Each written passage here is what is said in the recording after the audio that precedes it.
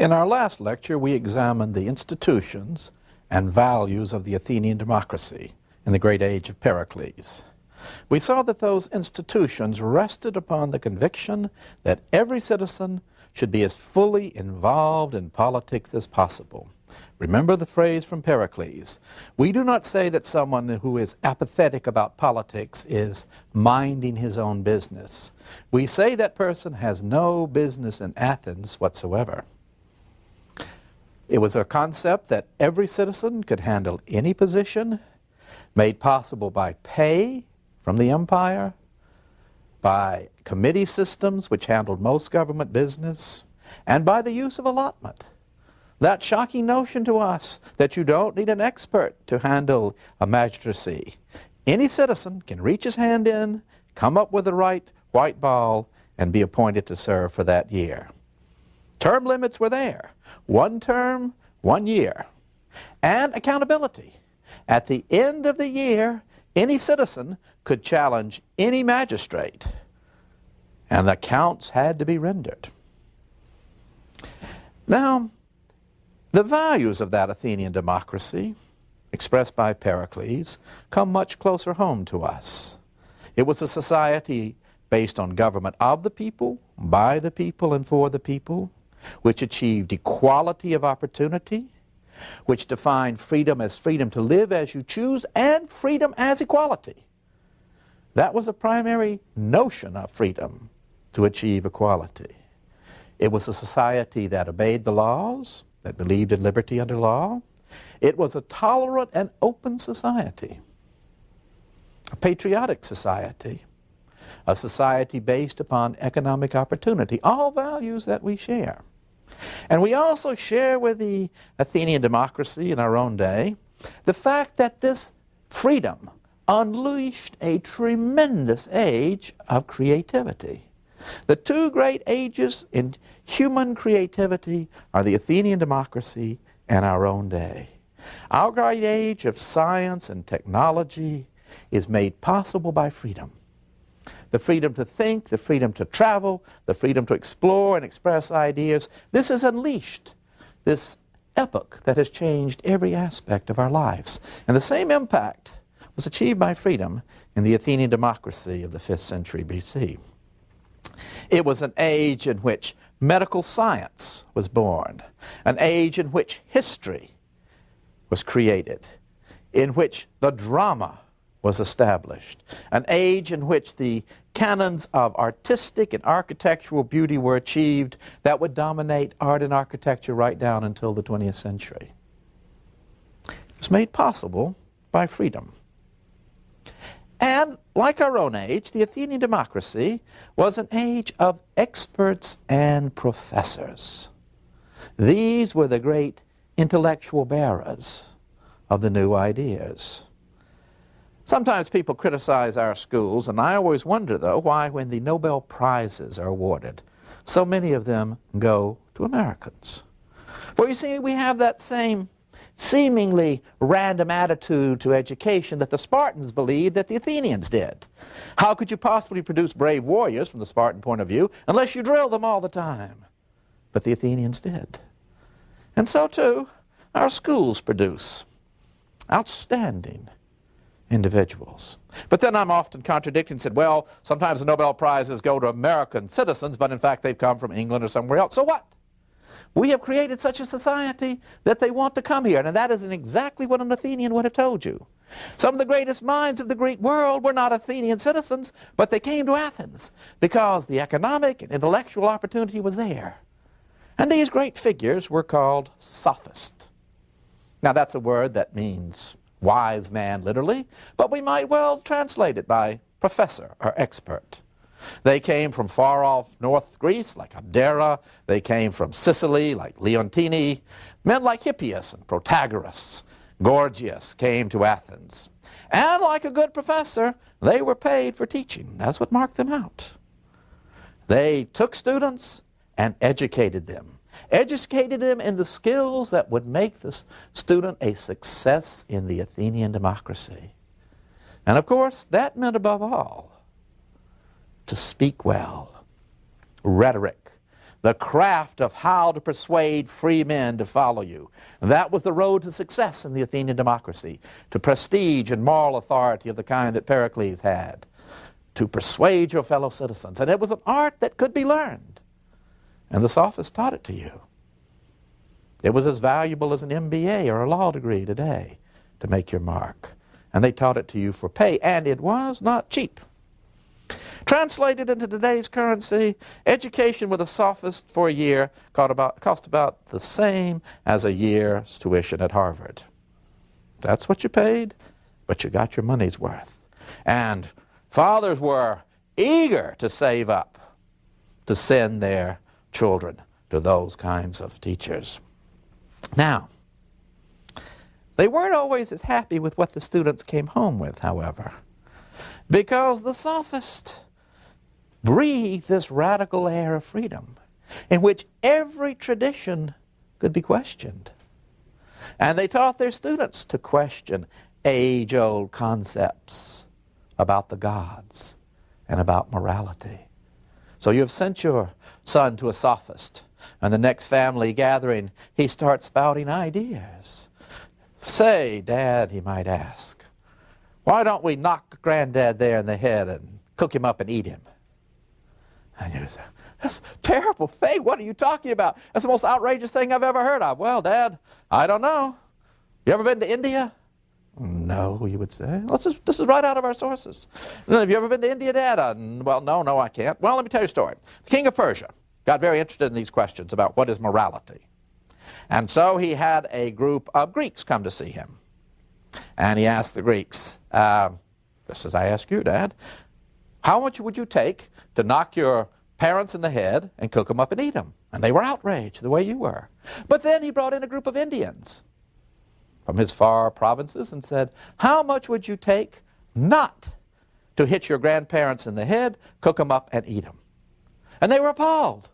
That is the highest tribute we can pay to our parents and grandparents, is when they get old, we knock them in the head, cook them into a stew, and eat them. And that way, they are always with us. So you see, Dad, is there any such thing as morality? How do you know what is right and wrong? And you would respond, but son, the gods have set down for all time what is right and what is wrong. There are absolute moral truths. Some things are always wrong, some things are always right. It is always right to tell the truth. Murder is always wrong. It is always right to respect your parents. Well, how do you know that, Dad? I mean, who sets these standards? The gods. You know, I got a quote right here from my teacher, Protagoras. You know what he says? Of the gods, we cannot know whether they exist or not. Human life is too short. The evidence is too slight. Dad, have you ever seen Athena? Have you ever shaken hands with Apollo? We don't see the gods. No, my teacher Protagoras says that man is the measure of all things, both divine and human. Men decide what gods are. Why, there's even a thinker, Dad, that says if puppy dogs had gods, they would look like puppy dogs, the same way we have made them in our own image. No, we don't know about the gods. And even if we look at our mythological stories, the gods themselves are hardly moral. Overthrowing their fathers, castrating them, taking authority. No, of the gods, it looks pretty clear to us, and it is certainly true for men, that might makes right. That all the world cares about is success. And that in making our foreign policy for Athens, we must base our decisions purely on what is expedient. Morality has nothing to do with it. And there can be a fundamental clash between morality and expedient. What we think to be moral is just foolish from a political point of view. And that is how we must act. Because it is a law of nature. And there for the first time we find this word, the law of nature, that the strong rule the weak. And either we rule or others will rule us. That is so shocking. Dad, how did you vote the other day on our policy? On our policy towards aggressive annexation of territory. Well, I voted in favor of it. It's good for Athens. Well, there you are. It's not moral, but it's good for Athens. And so Athens was captured by this intellectual notion. And as the younger people played more and more of a role in politics, as those educated by the Athenian democracy and educated by the sophists of the day, the Athenian policy became ever harsher, ever more determined that might makes right. Pericles was a great friend of some of the sophists. Anaxagoras was a close friend who taught that reason moved everything. The whole world, the whole universe was put into motion by reason. And Pericles himself makes little references to the gods in his speeches. But he had the moral authority and the wisdom to deal with these issues. For younger people, it was like a license. And their parents would look, as Plato would later describe it, upon an Athenian democracy that was so tolerant of all kinds of ideas that it was like this huge clashing robe that made no sense whatever, in which everybody thought they had rights. Even animals seemed to think they have rights in Athens. People would say, that is the level to which we have pushed equality and these brave new ideas. And that intellectual creativity, in which man was the measure of all things, for the first time the human body was systematically studied. And Hippocrates and the science of medicine would flourish under the aegis of Athenian freedom. And in Athens, in the democracy, the idea would develop that every citizen had the right to adequate medical care. Something that would not emerge again until the democracies of the 20th century. In that bold age, the concept of a liberal education was created. A liberal education is an education suited to a free individual. That is the very meaning of the word. It is an education intended to educate for freedom, for the awesome responsibilities of self-government. Fundamental to it was a knowledge of history. History as the study of the past to learn and apply the lessons in the present. That was the message of Herodotus and of the great historian Thucydides, the admirer of Pericles, both of whom were sophists. And in fact, in Pericles and in other speeches in Thucydides, you will see this sophist, Thucydides, carefully matching one speech with another, because a sophist could make you create an argument for any side. You could argue that this policy was right, and then in the next breath, argue that this policy was right. Once again, there is no absolute truth, only what the circumstances dictate. In this great liberal education, rhetoric was essential. The power to move by persuasion that gave you authority among the Athenian people. And thirdly, philosophy. But not philosophy as the arid academic discipline that it is today. No, philosophy as the search for wisdom, setting us upon a course of ideas that would shape politics and religion for centuries to come. And part of the education of the city of Athens was beauty. Lovers of wisdom and beauty are we, said Pericles. And the Athenian democracy and its creativity unleashed a new, bold era in art and architecture, bought and paid for by the tribute from the empire. It was an art and architecture that focused upon the ideal of human beauty and reason. And both art and architecture breathe the spirit of freedom. Now, Greek art, that is to say the creation of large sculptures in stone, arose in Egypt.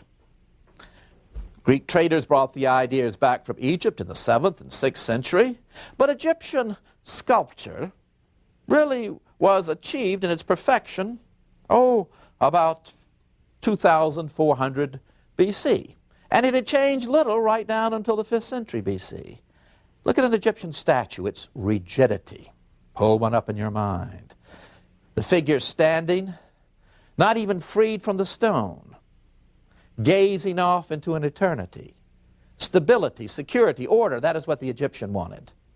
The Greeks took these forms, and the earliest Greek statues we have, found on the Acropolis, have this same rigid quality. But within a half century, by 480, 470 BC, just about the time the Persian Wars are coming to a close, the Greek has moved to freestanding statues, frequently in bronze, in which the figures breathe a vitality of movement. And in the middle of the Athenian democracy, in the middle of the 5th century, Polykleitos, the sculptor, creates the magnificent spear bearer.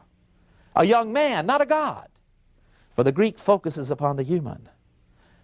A young man exercising in the gymnastic arena, holding a javelin, just at the moment he is about to move forward. And his legs have a vitality and spring in them. It is not eternity that is captured, but one single moment, about to go into action. And so concerned was Polykleitos that he carefully studied the human body to set a canon of proportions that would endure for ages. He wanted the human body to be perfect. Or a sculpture like the discus thrower by Myron, in which again a young man is caught in the athletic exercise of hurling a discus, and every muscle is captured as that moment as he sails it forth across the field. Human beauty, and at the same time, the concept of nothing in excess. One of the most fundamental of Greek notions. One the Athenians had to keep reminding themselves of, because they were so great. But nothing in excess. And from this same period of the mid-5th century, the statue of a dying Niobe, one of the children of Niobe, who had boasted that she had more children than Leto, the mother of Artemis and Apollo. And for her hubris, she is not killed. The children are killed. And Apollo and Artemis strike them down with their bows. And this young woman is caught, the arrow in her back, dying. But instead of writhing and contorting in pain, she is dying with nobility and dignity. Nothing in excess. The great lesson of the Greek sculptor. These great forms complemented the architecture of the age. And as Greek art had been derived from Egypt, so building monumental structures in stone was an Egyptian idea. But an Egyptian temple is a forest of great columns, huge and overwhelming like Egyptian sculpture, in which Pharaoh is colossal in size, and you stand up against him hardly reaching his toenail. But the Greek took this concept of a monumental column structure and reduced it to the level of humans.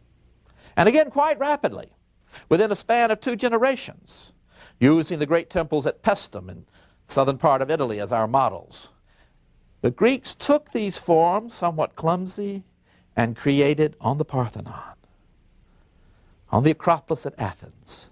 The Parthenon, the temple to the virgin goddess Athena, the patron of the Athenian people, the most perfect building. And I say that word, most perfect, for that is what it was. It went beyond perfection.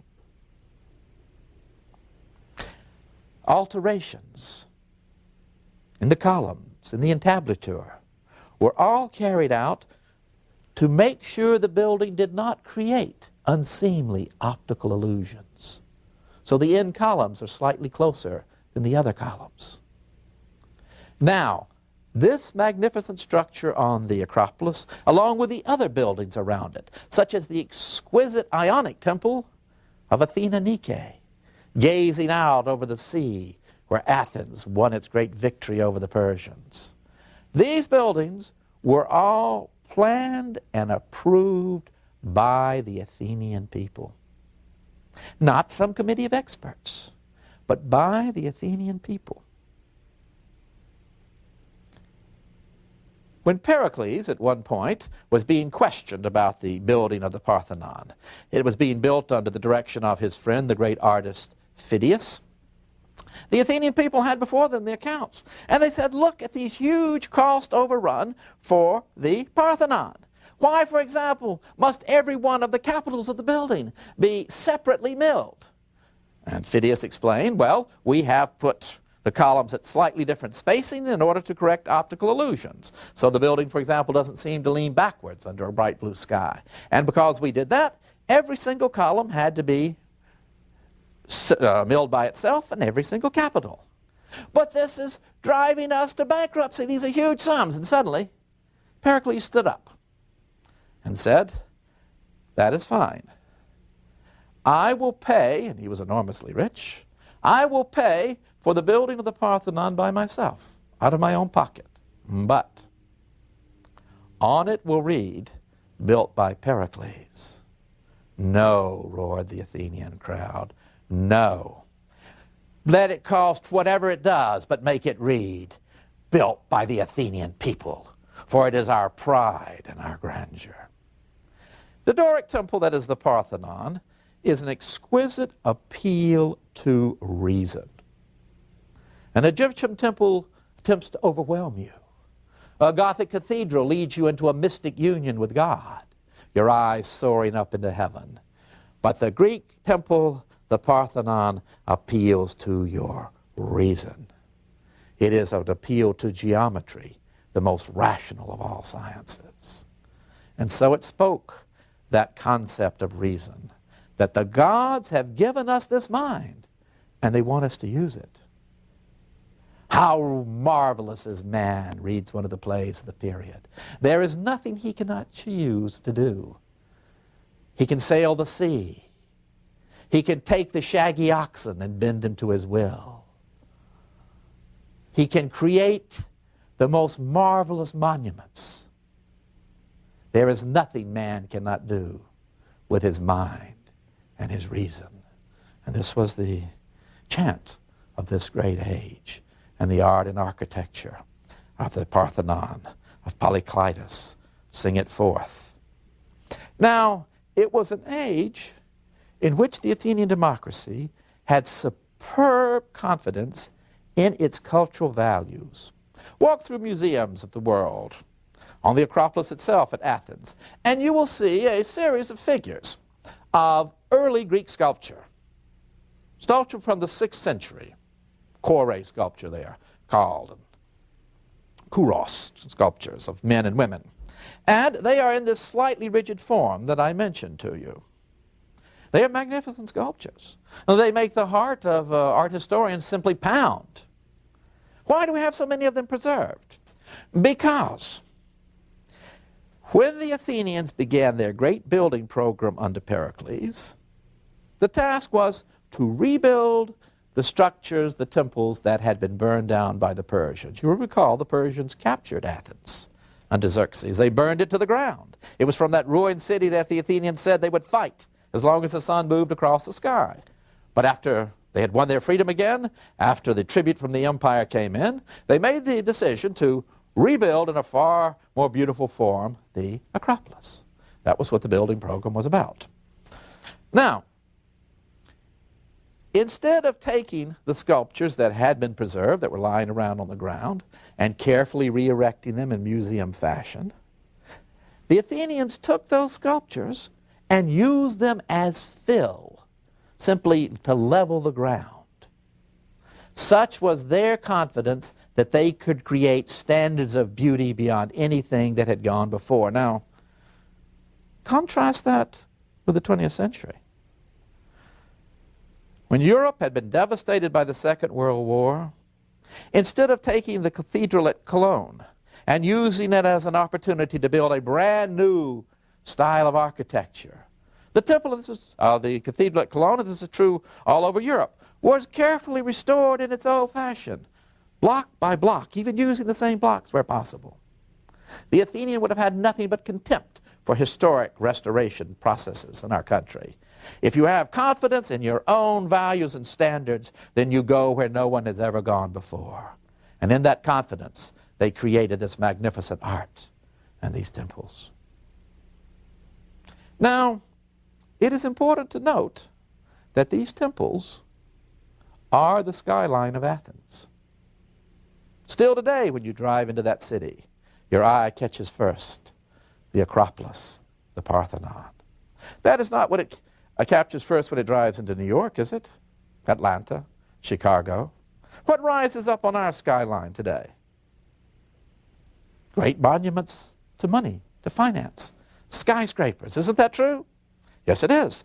If you went into Boston in 1850, it would be the steeples of the church, perhaps the State House that you would see rising up. Now the State House in Boston is squished in behind and between great skyscrapers. We worship money. The Athenian knew the importance of money. Remember, it's no shame to be poor. It's just a shame not to try to get rich. But still, despite all the controversy about morals, the Athenians believed profoundly in their gods. And these were erected as shrines to celebrate those gods who had given victory and power to the Athenians. Whatever your son might tell you when he came home for his study with the sophist, you knew that religion and morality were intertwined. The gods cared that a nation that rose to the heights and forgot its gods would be struck down for the sin of hubris. And so the most elaborate care was devoted to these temples rising up. And every 4 years, the Athenians would celebrate there at the Parthenon the great Pan-Athenaic festival, the ceremony in which, in the ancient days, a new cloak had been made for the goddess Athena. Because that's what Athenians mean, the special people of Athena. And the maidens of Athens would weave the cloak. And the young men and old of Athens would wheel it up on a huge wooden ship, symbolic of Athens' rule over the sea. And the cloak itself would be used as a great sail. And the maidens would come behind, and the priest would lead the procession. And the most aristocratic young men, like the nephew of Pericles, Alcibiades, would be on horseback. To decorate the great temple of Athena, Phidias himself devoted his talents to the creation of the statue of Athena, the warrior goddess.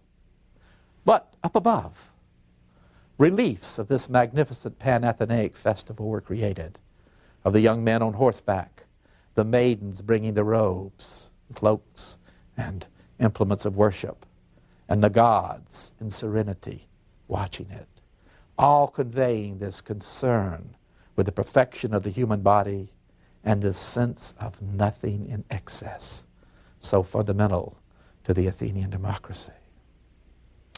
But even on the ordinary level, the Athenians bore witness to Pericles' claim that we are lovers of beauty and wisdom. They surrounded themselves at the private level with the most exquisite vases that had ever been created. And their tombstones breathe this air of nothing in excess and love of beauty. A tombstone set up by a man in honor of his wife. He loved her. She is seen there, sitting in her favorite chair, looking at her jewel box. Those things she loves so much. A servant is in front of her, and the woman is holding out her favorite piece of jewelry. I loved her so much, the man says, and she is gone forever. She'll never do that simple little act again, but conveyed with remarkable beauty and attention to detail. Our young boy, dead, gone forever, and his parents show him on a tombstone, standing there. The only way you know he's died is the little servant boy is weeping. And the little boy is reaching out his hand, the boy who has died, and there's a bird. And beside the young boy is his cat. And that little cat is going to jump up and eat that bird, the way kitties will. And the little boy is saying, "Shoo, bird, go away." That's how sweet he was, how gentle and kind. And now he is gone forever. The ability to render this pathos, this love and beauty, translated over the centuries. Such were the ideals and values of the Athenian democracy in this great age of empire and freedom.